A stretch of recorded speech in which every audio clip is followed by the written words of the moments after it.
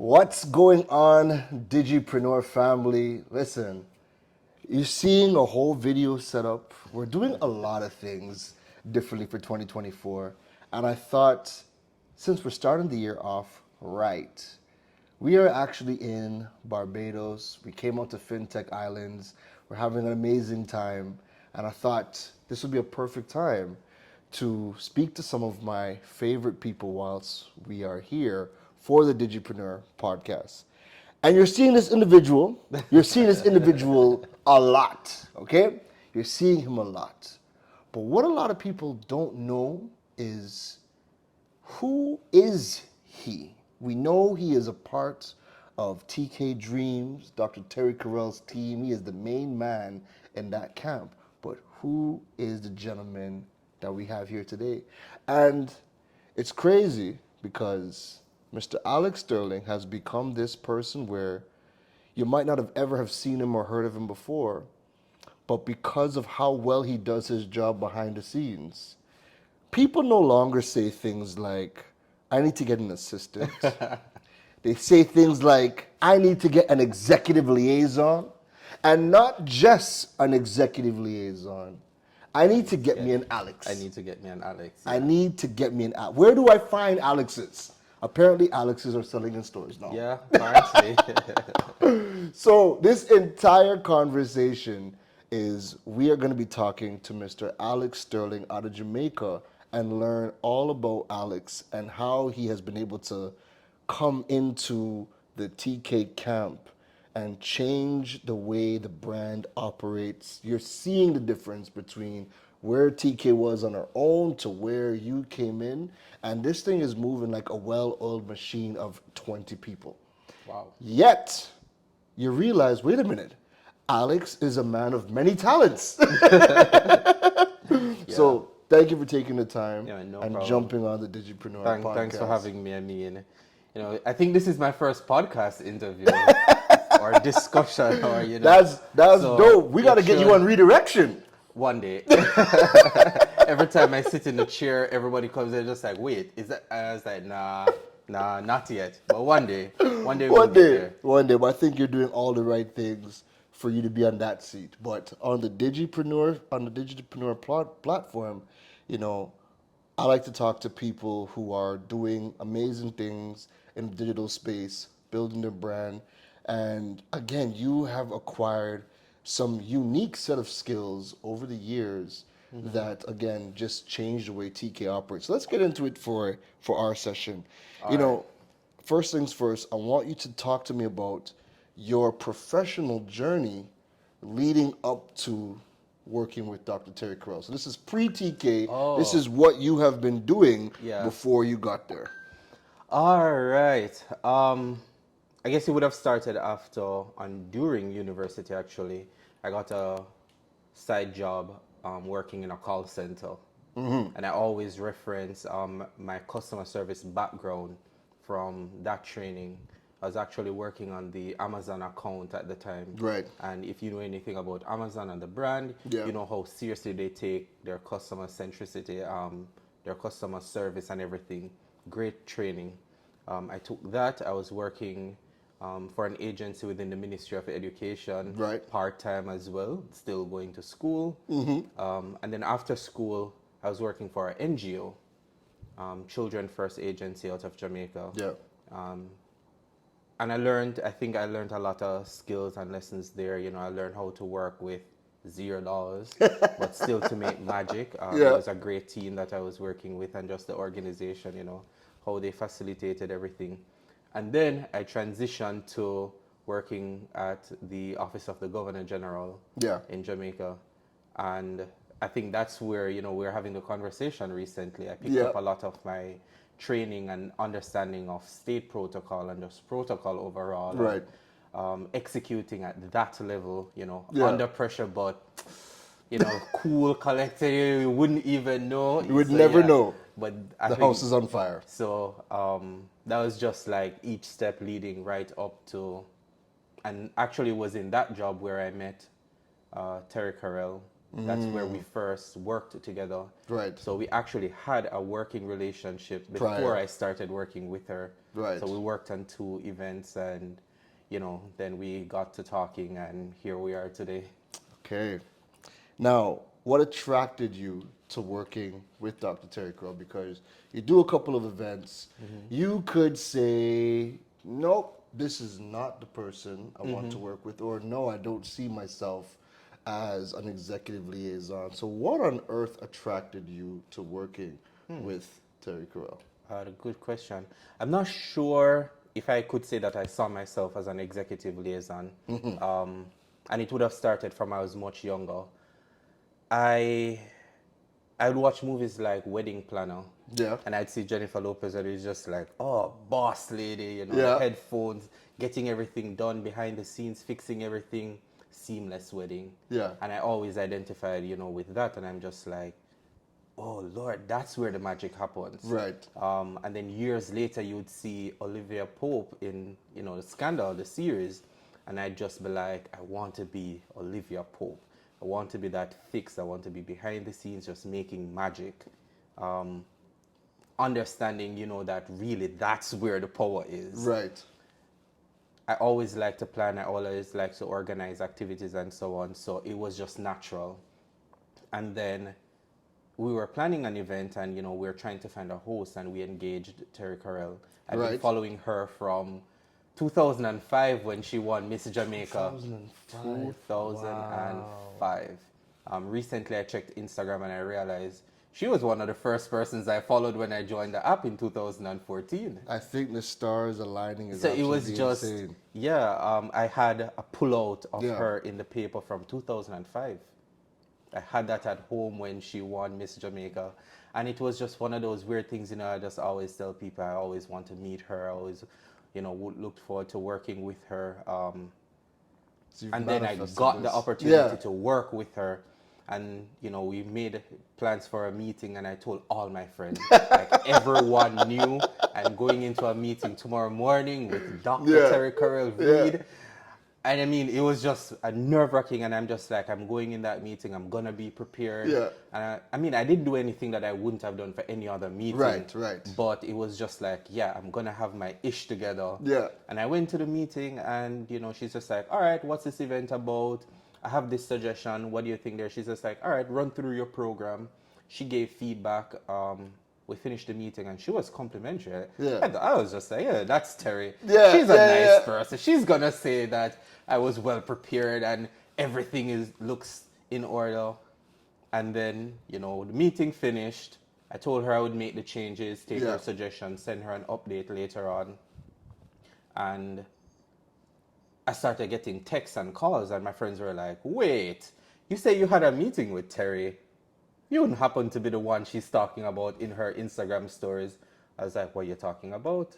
So I went and checked Instagram, and, she was sharing about, I just came out of a client meeting, and it's just really lovely to see when people come prepared and when people are doing a job that they love and, they go above and beyond, and how they pull together all their skills, and, they're not the type of person to say, that's not my job and you're not Right. paying me for that. And just because the meeting, funny enough, because I didn't even remember, we ended up having a conversation as well about my background and the way that I plan and execute my events because of the different skills that I've developed over the years coming into this job.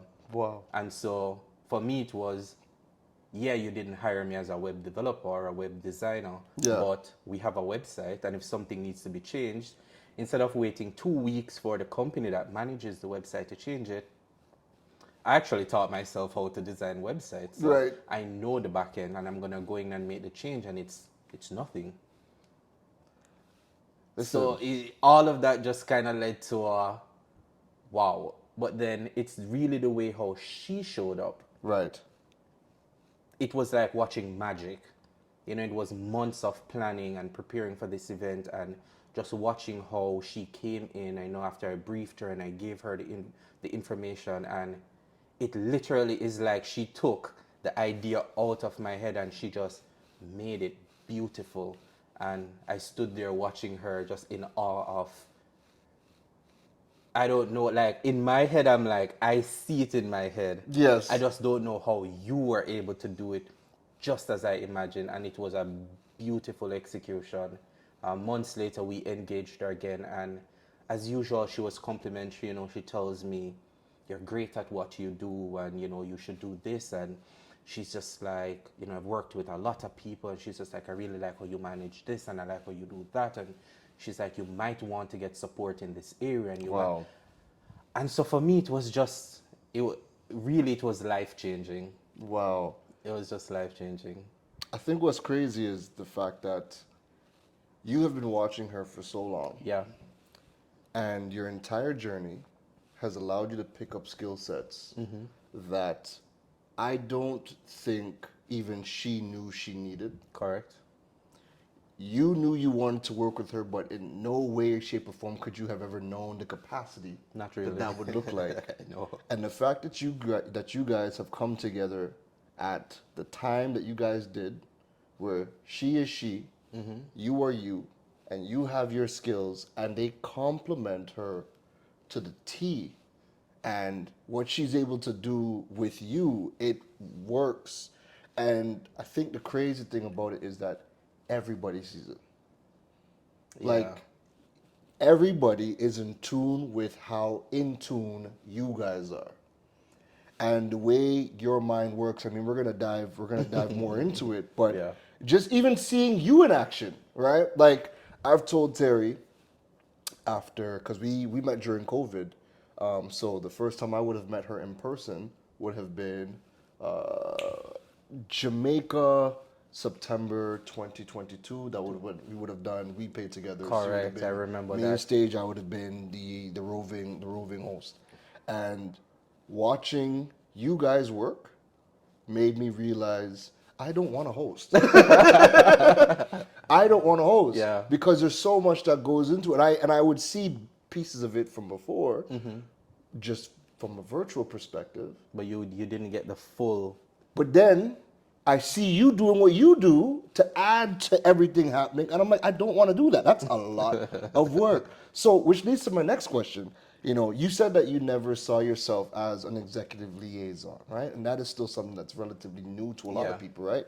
But in your words, you know, what would you say and how would you describe what an executive liaison is? Oh, wow.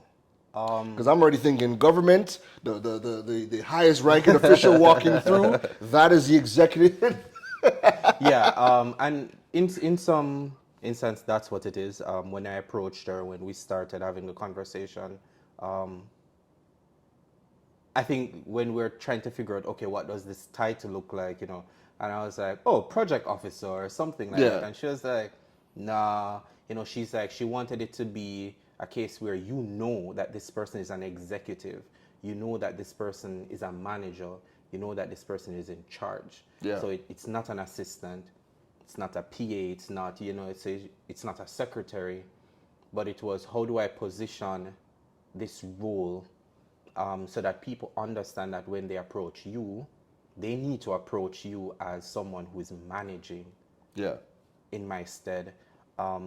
And so, you know, we're pitching titles and whatever, you know, I think we came up with something liaison and Yeah. executive something. And it is a weirdest feeling. And, you know, we're researching the roles as Yeah. we go along. And, you know, I was also sharing with her, like, okay, I think I want to be like a chief of staff.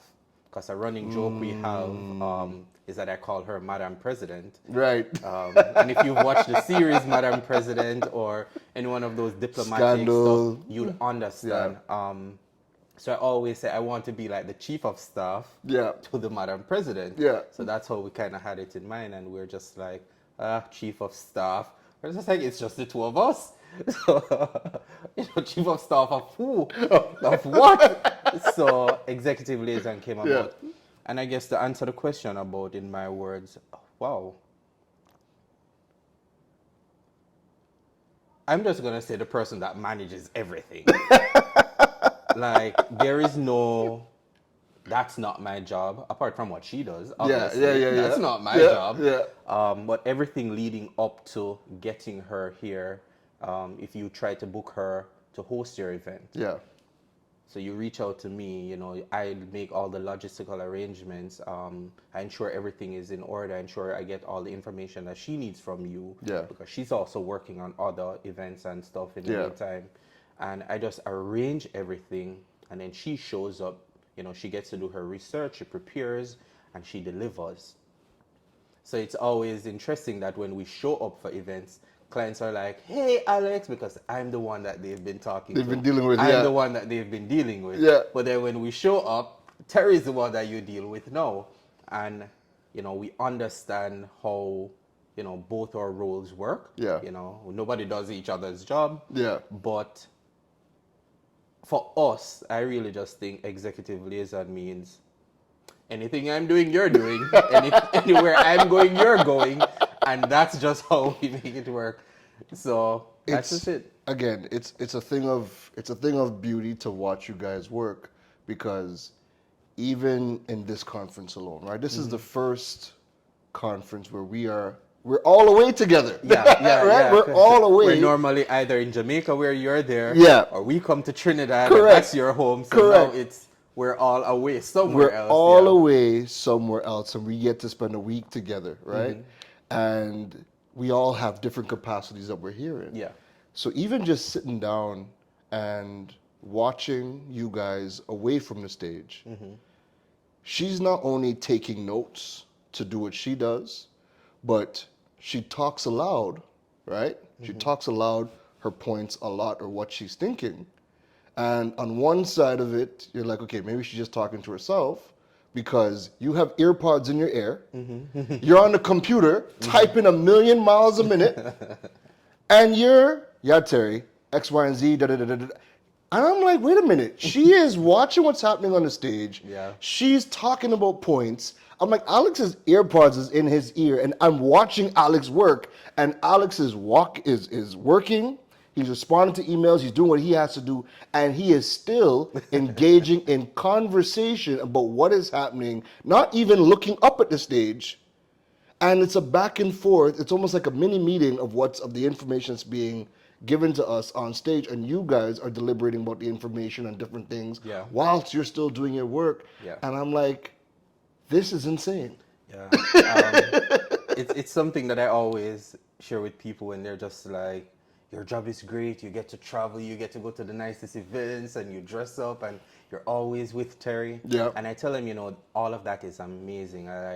It's something that I've always dreamed of. I Yeah. think it's one of those things about my job that I think I manifested. Like I always say, I want to travel, I want to work other places. But it's when we're here at the hotel, as you said, we never stop working. Yeah. It's never really downtime. When we're in the conference, the other clients don't really go, "Oh, Alex and Terry are traveling, we'll wait till next week." No, they're not. They're calling, they're emailing, they're texting. And so I'm trying to handle that because the business continues. Wow. While she's also paying attention to what's happening. Yeah, as you said, she's sharing her points. You know, intermittently I'll look up, I'll take in what's happening because I also enjoy being in the rooms and learning from other industries and all that. Yeah. But then she's also sharing and she's asking questions. She's just like, what time did this panel end? You know, are we having any changes? What's happening? I'm also communicating with the organizers. So, you know, it's, the stage manager is saying this, you know, they're saying that. I try also to do WhatsApp on my computer. Right. So I'm not on the computer and on the phone and all of that. But real-time updates, changes to panels, changes to the speaker coming up next. She's making her notes because she has to go on stage again. Right. But then when she's on the stage and changes are happening, I have to have that ready to, you know, relate to her when she gets back. So I wouldn't say that this happened instantly, the first event. No, it looks well. Learning. Yes. And after, wow, I want to say hundreds of events because I can't even tell how many events we've done in the 2+ years we've been working together. But 2 years already. Wow. we're heading to 3 years in November. That's insane. I can't even believe it, even though it really feels like 20 years based on what we've done. But it's just figuring out how each other can support in this moment. As I said, I have other clients, and so even while she's taking notes, I'm asking her questions so that I can get back to the other clients. Wow. I'm also saying, hey, Terry, this client is asking this, that. So we are both on the same page at all times. That's insane. So we're both doing two Because different things, but we're literally communicating and updating and keeping each other in the loop about what's happening so that we're both on the same page. and I guess this is why with her, event hosting has become a business, and it's the sole business that she has. Yeah. Whereas with everybody else, event hosting is just one of the things that they do do, on the side, yeah. right? And the level of detail, I mean, for the average person just thinks the host shows up. Correct. They just show up. And you start watching how you guys operate. No. Outside, matter of fact, right? And I'll show you this offline when we're Yeah. finished. But I was seeing another host talk about like what goes into what they do, and I'm looking at it. I'm like, I'm like, if this is what you have to do, like, this is why Terry's in a league of her own, because Terry's doing your list, right? What you've listed out, but then 100 other things. Yeah. And it's not just a host. You're getting somebody who is a mini researcher because she's adding to the stage. She is also recapping. It's a lot that goes into it from her end, you know.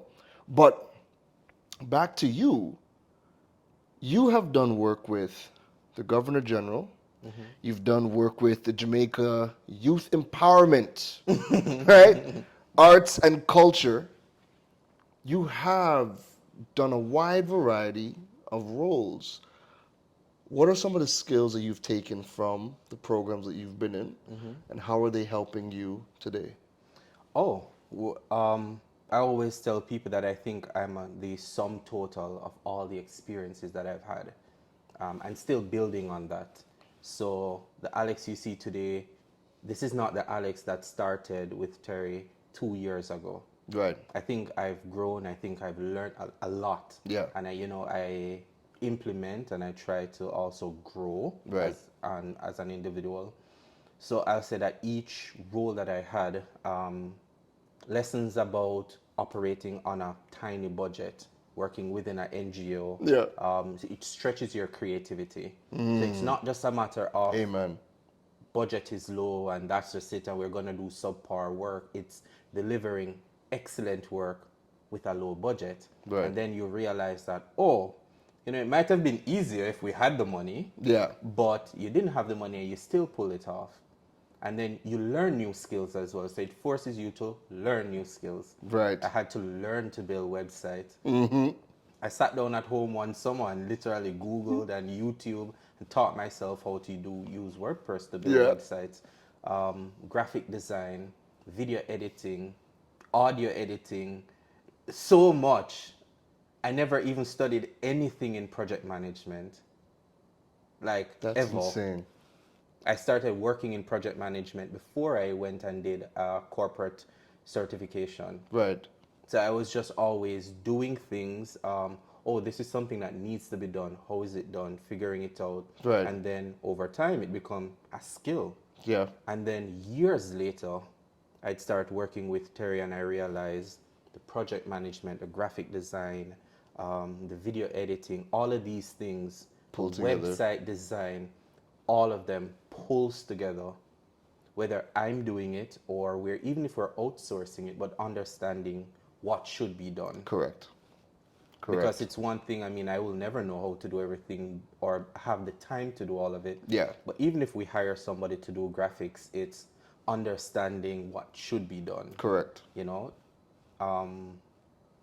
And so I think that's just how all of it kind of feeds into what I do now. Right. And then while I'm now with her, learning other skills, Right. Trying to understudy in a way where not really, Yeah. I tell her I don't want her job, but still learning what she does. It just makes you be you better. Just makes me be better, and it also helps me to understand her and how she works. Yeah.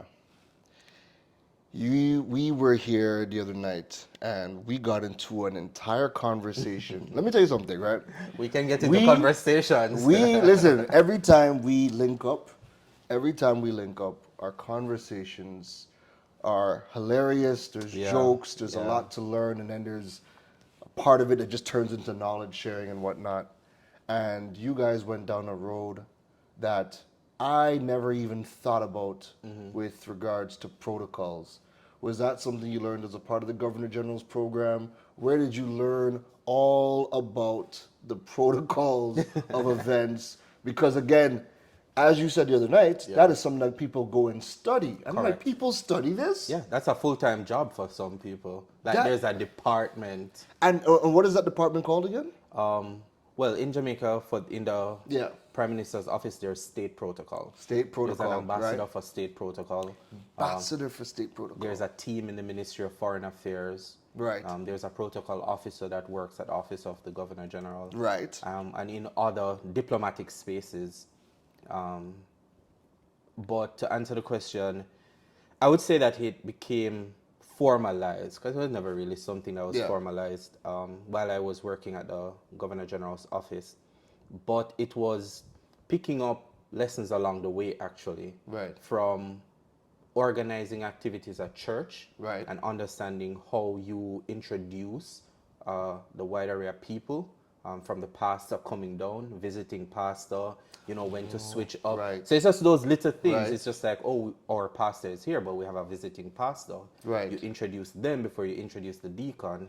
And then when I was in community college and I went into student council and we were now organizing activities in the college, it was the principal, the vice principal of this, the vice principal of that, Yeah. this department, that department, this officer.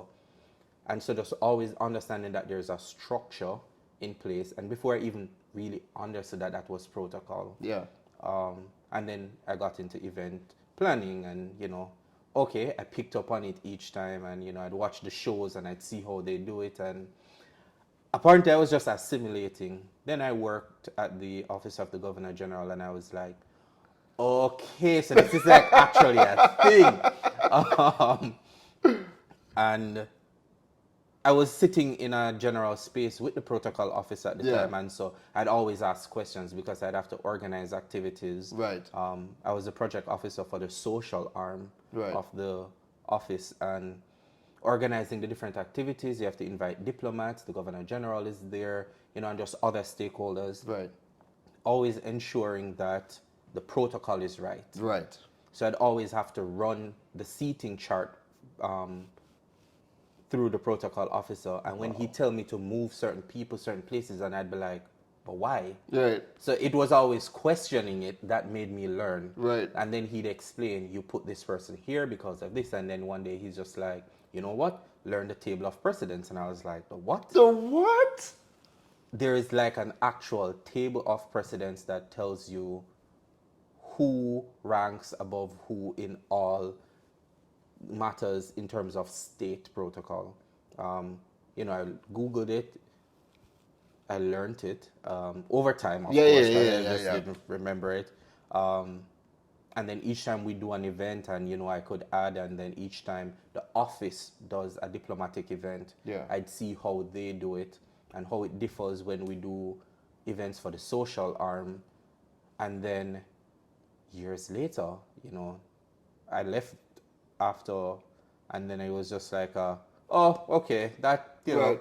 oh well, I learned that. Won't be of use anymore. Well, Boy, was I wrong. Because the nature of the events that you see that Terry does, we're always in spaces with high-level diplomats, heads of government and all of that.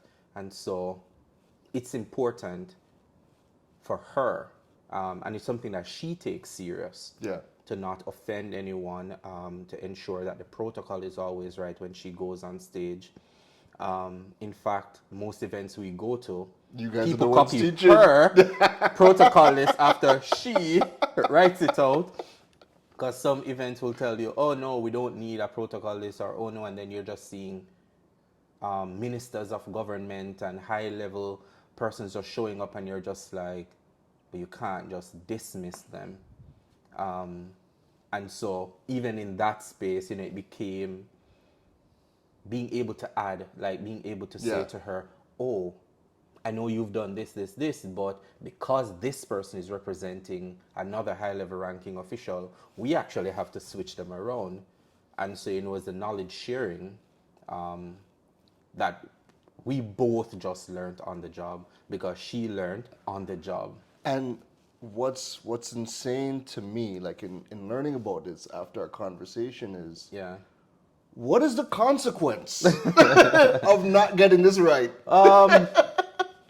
You risk diplomatic relations. You big. actually can offend people based on how you do your protocol. Because the protocol is not just the greeting. Right. That's just a part of it. Right. And while people might overlook that, it's also a very important part of recognizing persons within the capacity. Right. So persons don't take it personal because of themselves.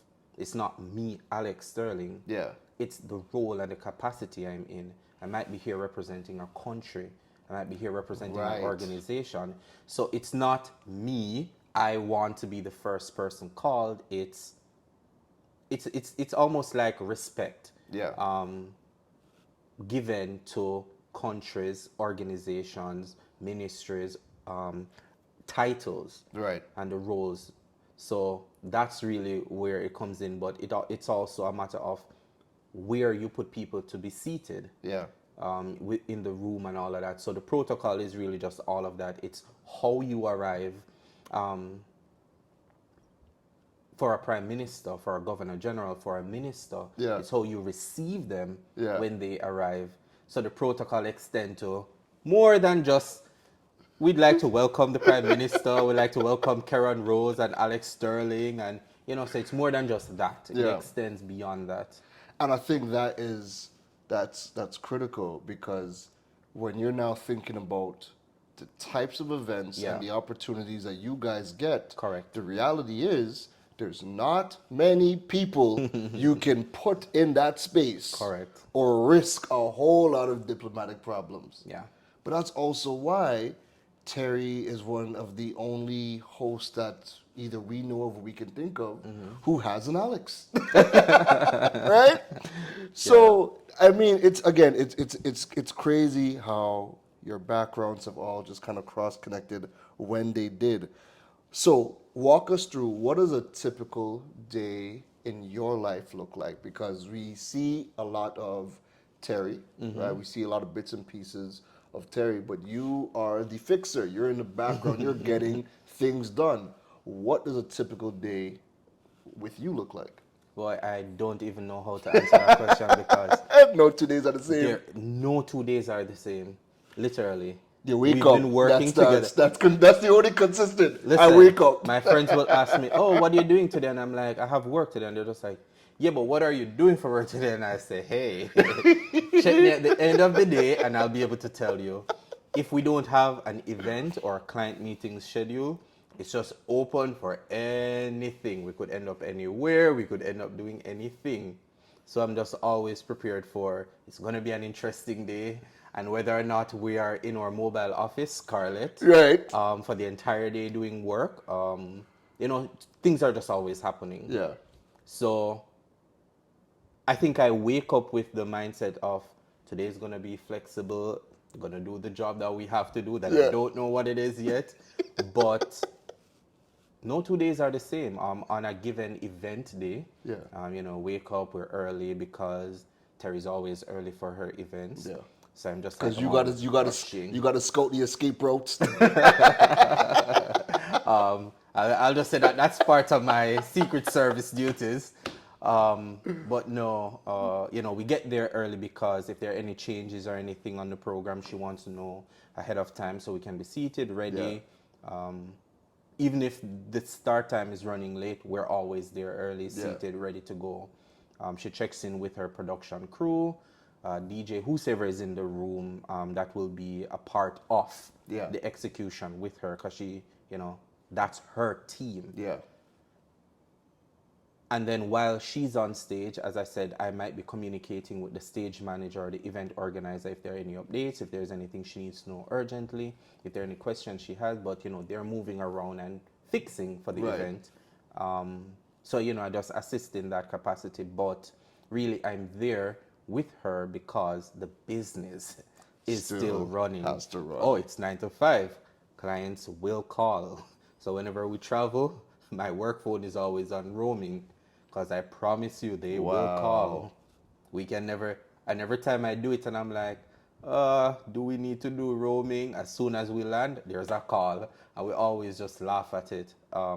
They will be emailing because other things are coming up. But Right. in this event right now, this is what she's focusing on, but there's an event tomorrow.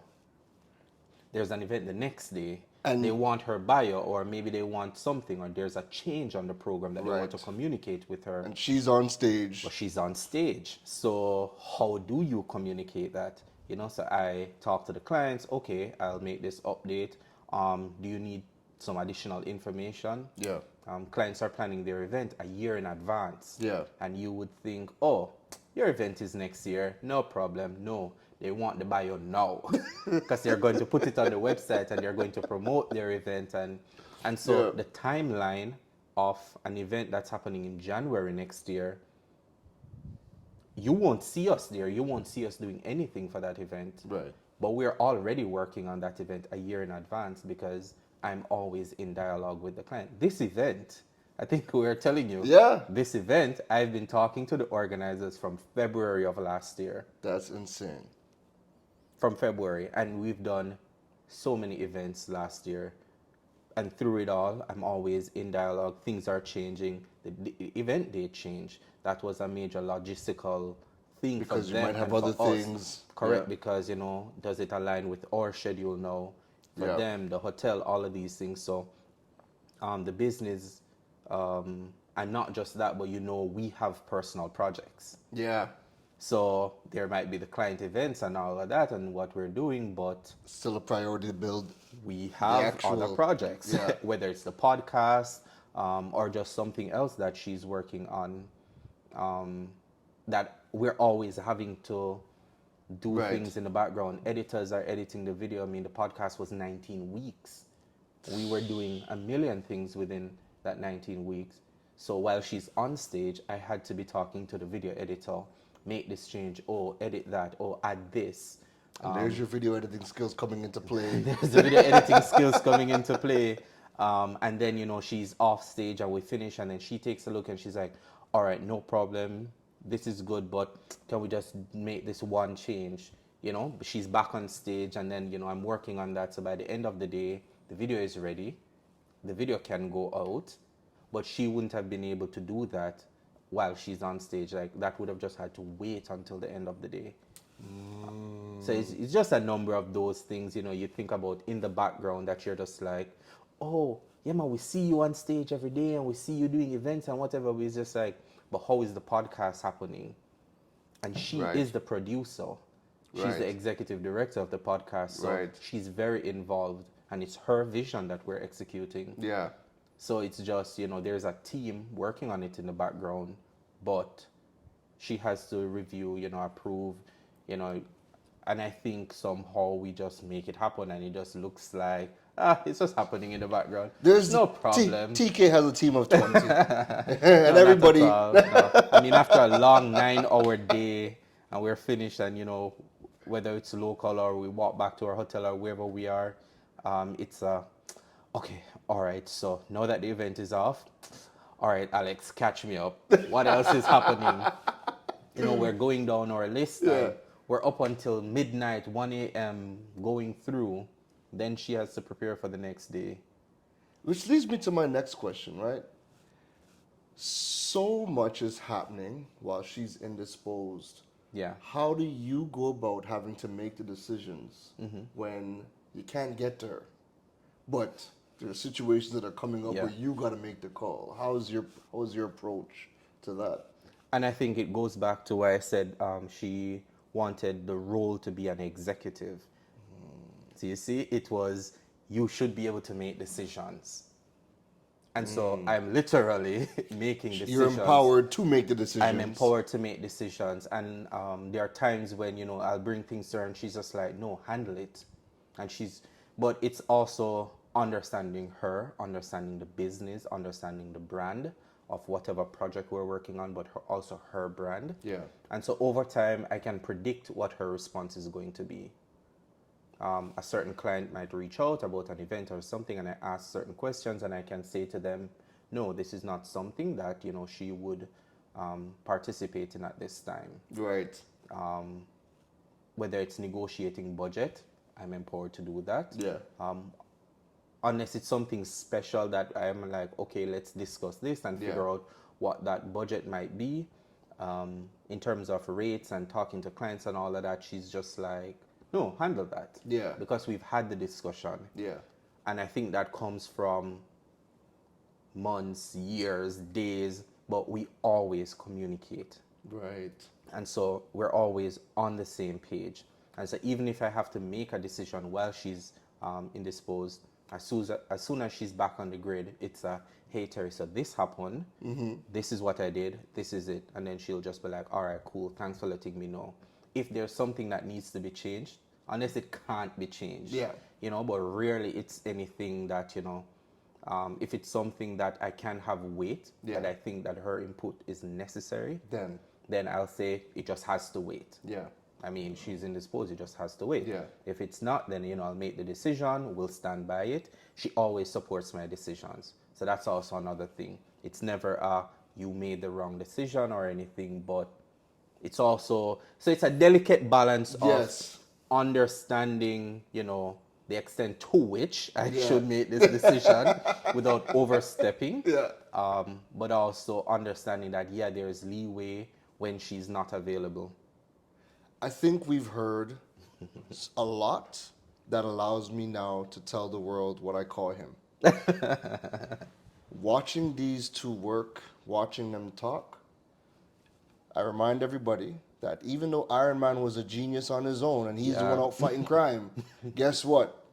He's in the lab, there was Jarvis. Yep. Jarvis, do X, Y, and Z, and Jarvis is right there executing every single thing to make Iron Man even better.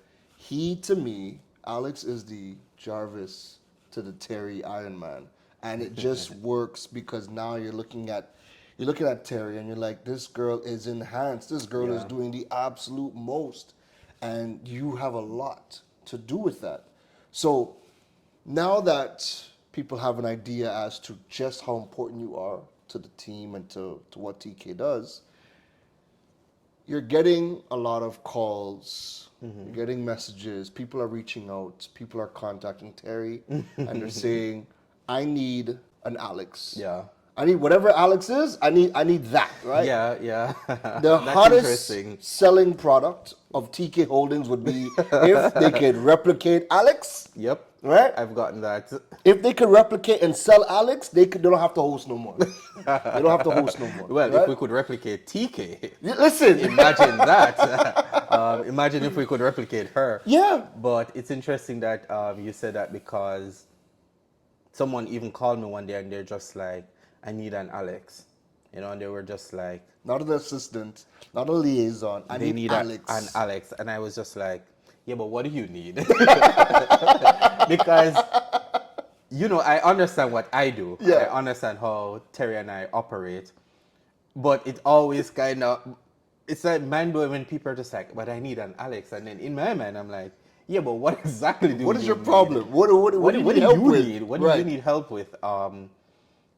And the reason I say that is because I also still don't think people understand the extent to which I'm empowered to do certain things, the extent to which and how Terry and I operate, how we communicate, just how we operate, how things run. They're always thinking that, okay, maybe he's just the assistant. So some people think, oh, he's the assistant. Some people think I'm the content creator. Some people think I'm the social media manager. And so when people ask me and they're just like, oh, are you the assistant? Yes. Are you the manager? Yeah. Are you the agent? I got that one the other day and I'm like, yeah. And I'm just like, at the end of the day, I'm anything you think I am. Yes. Yes. Because honestly, it's just the two of us. So whatever you think it is, Yes. yes. But you know what's funny is that people are saying, I need an Alex because they see the outcome. Yeah. What they don't understand and what you're breaking down for us today is Correct. that you could only be you because of the leader that Terry is. Correct. And how many of the main people are willing to empower Correct. the number two to do everything that you do? And we have the conversation jokingly all the time, when people come to me all over, because it's not just back home in Jamaica, it's when we travel, it's in Trinidad, insane. it's in Miami, wherever we go, people are just like, oh, I need an Alex. And, it's really just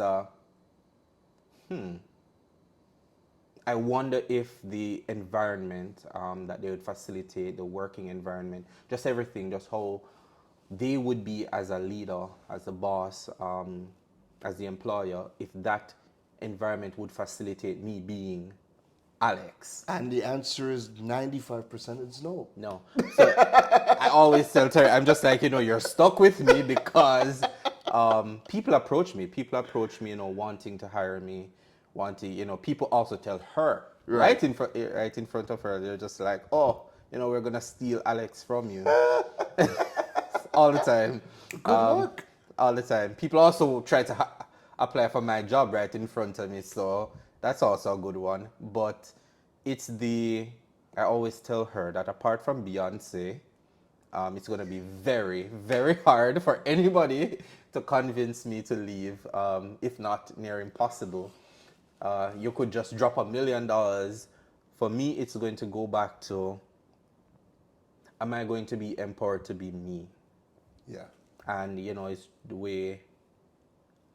Because you're happy. I am. You can see it. I am. You can, and you know what's funny is you can always tell when people are happy doing what they're doing. You can see it. And even before we started, Yeah. Just seeing my phone light up and I'm seeing I'm tagged in something, and it's you taking drinks.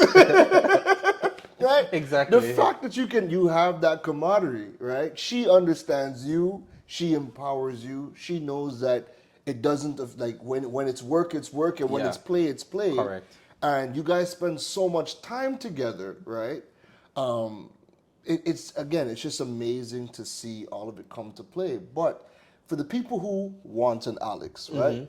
What would you say are some of the key skills that someone who is an executive liaison, what are some of the key skills that person should come with? Given the fact that we are in this crazy world that we are in right now, we're in this digital world. This is not just about replying to emails and booking trips. Right? What are some of the key skills that somebody should probably, if you're not thinking about it, these are some of the skills that you should probably have as a baseline. One, I think it would, well, I don't even know how this becomes a skill to be discerning, because a lot of the things you might see me do and how we operate and why we function the way we do, sometimes even without talking, and why I can even anticipate something that she'll need while she's on stage, is paying attention and just understanding what's happening around you. Yeah. So there's more than just this is my job, this is what I'm focused on, this is the task at hand, but it's just taking in everything that's happening around you and being flexible. Yeah. If you need to be the assistant today, you're the assistant today. Yeah. If you need to carry the handbag today, thankfully Terry doesn't use handbags. And the bags are always nice. The bags are always nice. I don't have a problem carrying the brochure if I need to in that moment. But I think for me, it's being flexible, knowing that your role today might change depending on the task at hand. Today you'll be a producer, tomorrow you're going to be a manager, tomorrow, the other day you're going to be coordinating people, the next day you're going to be the decor liaison, the next day you're going to be, as you say, replying to emails, the next day you're a customer service representative. But it's just understanding that all of that plays a role in managing the person that you're working for. Yeah. Managing their schedule, managing everything for them, but it's also understanding and taking the opportunity to understand who you're working with. And I think that goes both ways, actually, both for the employer, both for the employee. It's being productive. Yeah. I tell my friends all the time that I love work from home days, because I'll wake up in the morning, I'll reply to my emails, take the calls, schedule the meetings, not scheduling any for midday, because after lunch I'm going to take a nap, whether it's an hour or two. And if Terry calls me in the middle of the day and she doesn't get me, you know, when I call back, she's like, oh, midday nap. We joke about it and we move on, because, you know, that's something that we literally know that I'm going to do. I love work from home days. But it's just being productive. I know if I'm going to take that midday nap, that I need to get on the work from early in the morning. And then when I get up, because someday that 1 hour nap turns into 4. Yes. And when I wake up, it's 5 o'clock. The days, but I can't in that moment say, oh, well, the day is done and I'll pick up tomorrow morning. No. I'm going to get on my computer right then and there. I'm going to reply to the emails that came in. I'm going to update stuff. I'm going to do what I had to do. So it's flexibility in terms of time. Sometimes work starts at 6 in the morning. You have to leave home from 5, which means you have to be awake from like 3:30 to be ready. Sometimes the event is 7 p.m. at night. That's going up till midnight. But it's not a, work is 9 to 5. I don't have a 9 to 5. In fact, we just consider that our work time is 24 hours a day. Because it is. What we have to schedule is the downtime, not the work. Downtime is really the 9 to 5. That's what it's just like, you know, we have to try to structure, but it's just understanding that, it's a flexible environment we're in, and we just both have to work like that, and I get that. So being productive, keeping a task list. I'm always making a million lists. I have lists on my phone. My notes app have like a million lists, a million follow-ups, you know, making note of everything. I have notepads. I have just always trying to keep track of what needs to be done, because I will forget things. Things will slip through. It's being honest about shortfalls, it being proactive about follow-ups and all of that. It's taking initiative. So sometimes, you know, I realize that, okay, Terry's going to want the program for this event, you know. Do I sit and wait for the client to send it? Do I wait for her to ask me before I follow up, or do I just get it? And so it's just like, hey, did we get a program for? Oh, yeah, here it is. And it's just like, oh, thank you. You know, I was anticipating it. Why should I sit and wait for you to ask because you haven't? So no, it's less of a, I'm going to ask you to go get it, and more of a, I know you've gotten it. So can you send it to me, kind of a thing. So it's understanding that you have to take initiative. You have to give feedback. There's always area to add value. She comes with great ideas all the time. And even then I can say, oh, would you consider this? Not all the time will it be possible. Not all the time will it be the right suggestion. But then there are some moments where she's like, never thought of that. Let's incorporate it. And then I was just like, oh, wow, look at my idea, you know, becoming part of what is included. But it's just understanding that there's always room to add more. And I think you've also become a great soundboard. Because now she could throw out those crazy ideas. And you could say, sounds crazy. Sounds crazy, but can be done. Or hey, this is how it can be done, and this is how we can do it. Exactly. So that even in itself is, I think, a really good skill as well, because you have a lot of people who are assistants, and they just do as they're told, or they do what is on the, and it can't be that soundboard. Yeah, I would have nothing to do if I was just do as I told. I would have nothing to do. In fact, most days that we wake up, I'm the one with the task list. I'm the one with the, okay, Terry, so we need to do this, we need to do that, we need to do that. So if I was expecting it in reverse, we wouldn't, I mean, she would. If, you know, it was that kind of dynamic, but as it is right now, if I was waking up every day and expecting a to-do list or an email with a list of things to be done, I'd have nothing to do. That's funny. What would you say has been the best part of this journey for you so far? And how have you grown since you have started? Because you have been, it's insane coming from, you're driving through your hometown the other day, seeing where you've come from, Yeah.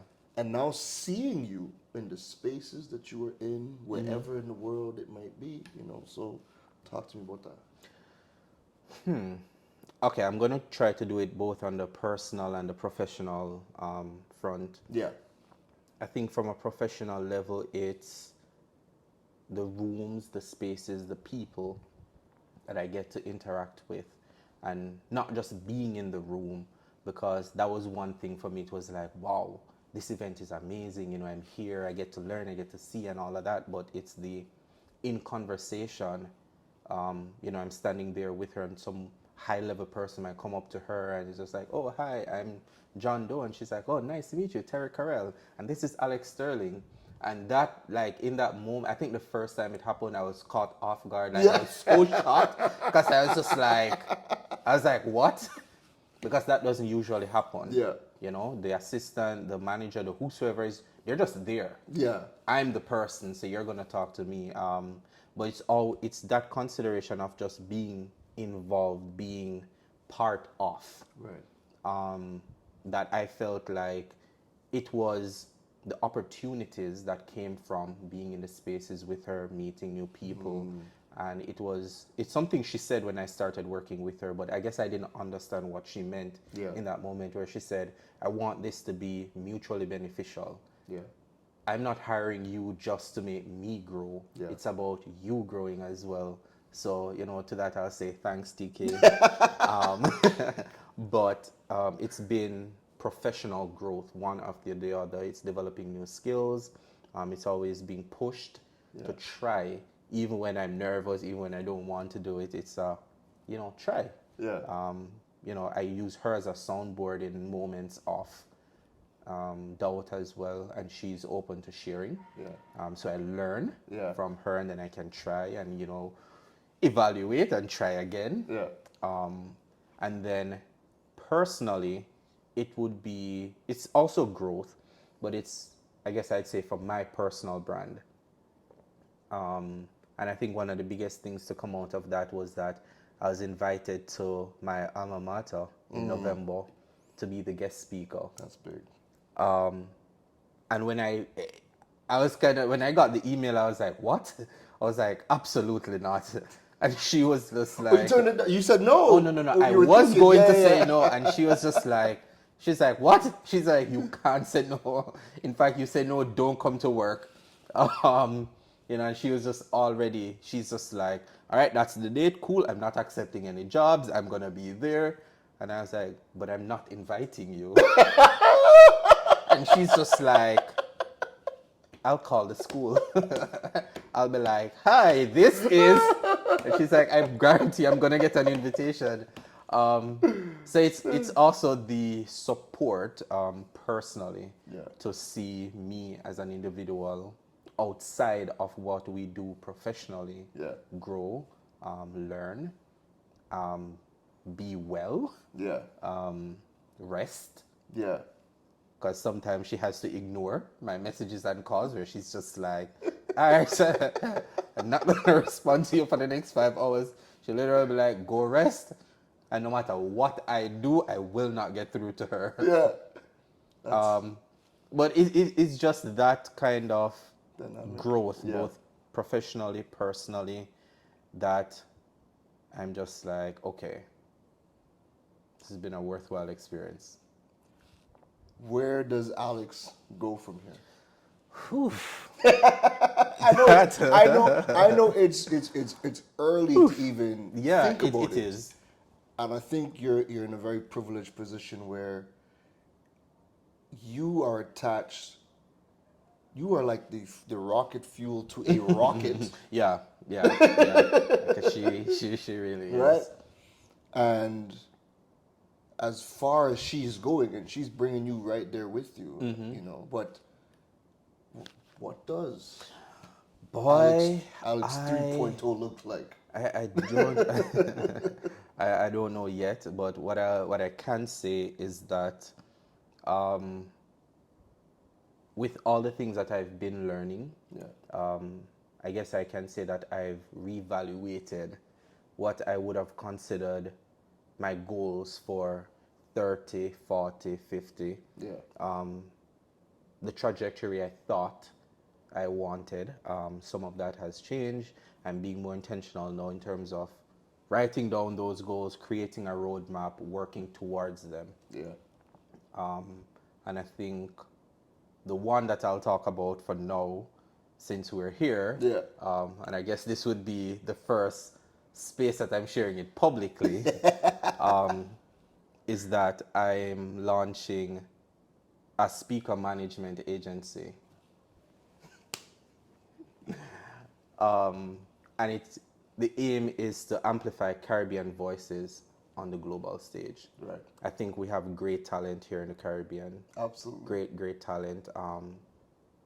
And it's always interesting going to events overseas and even locally, and you realize, why don't we have more of our people represented in these spaces?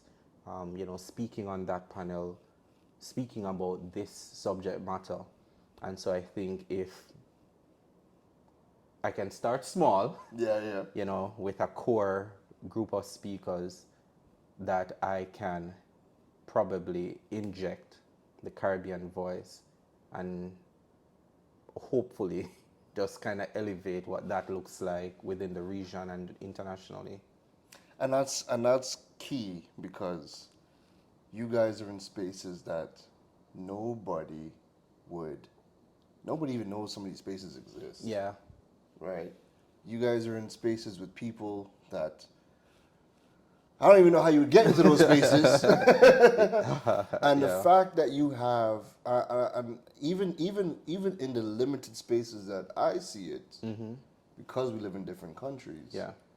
But seeing some of the people just walk up and be like, "Hey, Terry, we need you. Here's a date.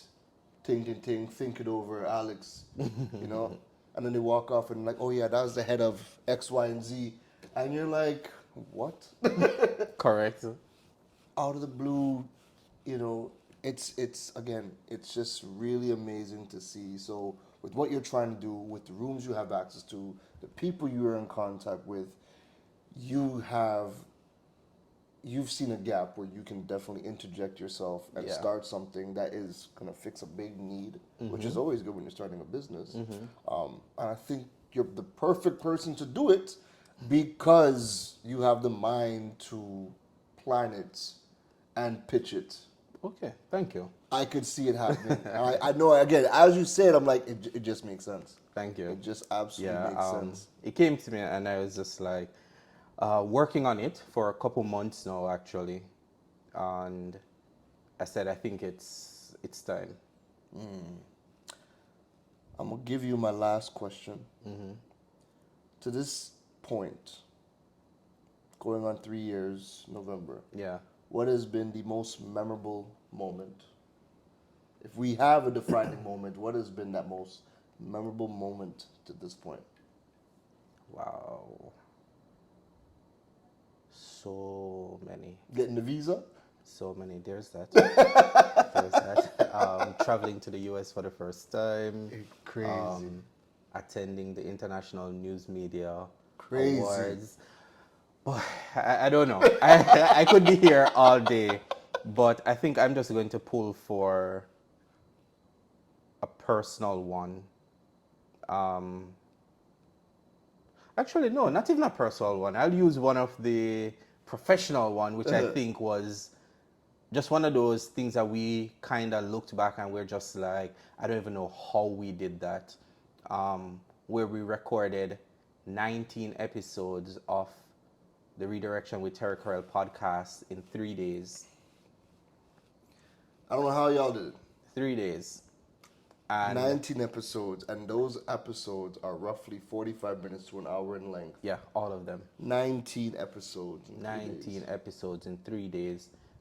It was the logistics, just everything around getting that done. But also in the middle of that, which I shared earlier, there were client meetings, there were events happening within that time. We finished the podcast in Kingston. We drive to Montego Bay for a 3-day event. We finished the 3-day event. We drove back to Kingston the same night of the third day to go into a rehearsal for an event the next morning. We got home. You came for that event. What was that? That was the small business. Not January. No, that Jamaica, was in June. AC yes. Hotel. Yes. AC Hotel, yes. So we were just coming out of podcast 3-day conference. Drove into Kingston. You guys are slick. Did the podcast rehearsal. was recording since then? Oh yeah, that was all Wow. done. Drove back into Kingston, did that tech rehearsal, chat with you. You brought doubles and wine and everything for us. And then we finished that event the next day and flew out the next morning for 10 days between Puerto Rico, Grenada. We're here in Barbados for a day, I think. And then by the time we got back to Jamaica, it was like, all right, here's episode 1 of the podcast. Wow. That 2-3 weeks just seemed like a dream. Like even when we talk about it, both of us, we were there. Yeah. It still feels like a dream. It was like, we don't know how, as a team of 2, we were able to coordinate all of that and pull it off somewhat seamlessly. It looks and seamless. Still travel, still deliver for clients, didn't shortchange anybody. Still have personal lives. Still have personal lives, because I think Naima was doing exams at the time. So it was just one of those, after we finished and we looked back and we were like, how on God's earth did we do that? But it was rewarding on so many levels. I have one last question. As you say that, seeing season 3, knowing what you guys went through, getting the first episode out, now it's finished. You guys have all the episodes out, plus the bonus episode with Dr. Bailey. What, for you, has it been like seeing the reaction of the people, the reception of Redirection season 3 with you fully season involved? 2. Sorry, season 2. Yeah. Season 2. Yeah. What has been what has it felt like for you just seeing the reception of the product? So when I was preparing for it, I knew each guest that Terri selected, because as you know, she selects her guests. Yeah. There are persons who might approach us and whatever, but she selects her guests. Each person that's on the podcast is a story that she wanted to be told. Right. But not knowing the full story, as you know, everything is unfolding as they're having the conversation. But it was being there in the room, hearing the stories. Great individuals, great stories. Each one of them evoke different emotions. The production team and everybody just being drawn into and seeing Terri being Terri and just creating magic on camera.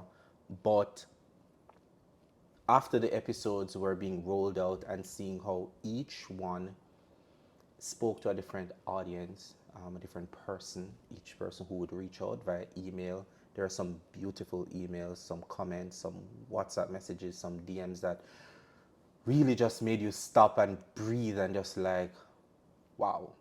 Some persons would share that this episode saved their life. This episode stopped them from doing something they were thinking of.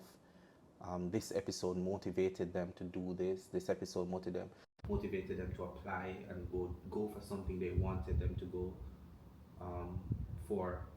But it was the impact, just seeing how every episode related differently for different communities, for different people, and understanding that it was a passion project. Yeah.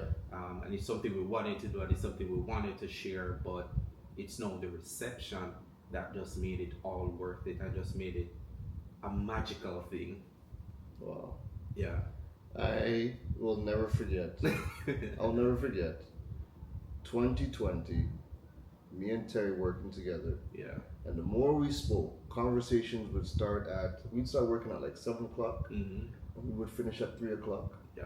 And while now she could laugh and joke about my eyes because she seen me sleeping on myself many a time. As I start to fall asleep on myself, and I'm like, all right, she's like, you're sleeping, go to bed. And I'm like, all right, bet. You have your 3 items to do.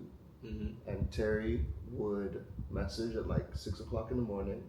I'm waking up at 8, and she would be like, hey, I know you said do these 3 things, But I did. but I did 10. Yep. I watched YouTube, I haven't slept, I've been, and I remember telling her, you need a podcast.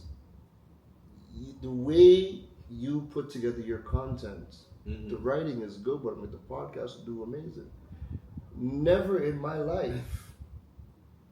I mean, seeing it, I don't expect anything differently. Yeah. But you just never know. I had no idea of how big this was going to be. I'm not surprised because the work that you both have been putting into it, again, I know you guys, so I know the work you guys do, what you guys put together. Yes, that is Alex and Terry right there. This is what you guys do. Gotcha. But, I'm so happy that redirection has happened. Mm-hmm. I remember our conversation about when we were talking podcast. What makes a good podcast is finding that angle. Yeah. When she sent me the trailer for Redirection season 1 as just a voice clip, I was like, that angle is genius. Correct. And now seeing that angle at play with every single story, it needs to be on TV. It's why everybody can come up and be like, this is the next Oprah. Yeah. And the fact that you are the rocket fuel to the rocket to the Oprah, the fact that you are the Jarvis to the Iron Man, there is a lot more in store for you. Thank you. In fact, I even added that to my bio. I know I jokingly said it to you when you said it to me the first time, but I added it to my bio, so no. When people ask me for my bio, the last line reads, Alex Sterling is the Terri-Karelle, Jarvis is the Iron Man. I'm like, yeah, it summarizes it. They get it. You get it. You're like, yeah. Got it. Makes sense. Alex, this is actually dope because this is my first video interview no, dead serious. Digipreneur has always been predominantly my solo space, but then when we did have interviews, it was always a virtual, right? Or even when I would do particular interviews on Digital World on the radio program, the interviews might have been so good, I'm like, nah, I'm taking this, and we're going to bring it over here. But to be in Barbados, to be sitting down doing an interview is really good. But I also look at it, I also can step back and be like, yo, we have come from different places. We've built up the skill sets that have now put us at a place like a FinTech Islands to be here at one of the biggest events in the Caribbean, especially when it comes to business and financial technology. And we are here in the lovely Sam Lloyd's Castle to even do this interview. So again, I think all roads intersecting the way it has is amazing. And bro, thank you. Thanks for having me. Continue being you. I'll try. And when I stop being the Digiboss solopreneur, I'm gonna need me an Alex too. Yeah, I'm gonna start trying to figure out how to duplicate. So maybe by then. Lovely, folks. That is our first video interview for the Digipreneur podcast. Check it out on YouTube. Don't forget to like and subscribe. Most importantly, this is going to be uploaded to the audio podcast. So for those listening in on Apple Podcasts, Spotify, Google Podcasts, any one of the platforms you get your podcasts on, go and listen to the episode. Share it because you're going to need you and Alex at some point. right? At some point. So now you know what to look for because now you know more about Alex Sterling. Thanks again. Thanks, Evan. All right.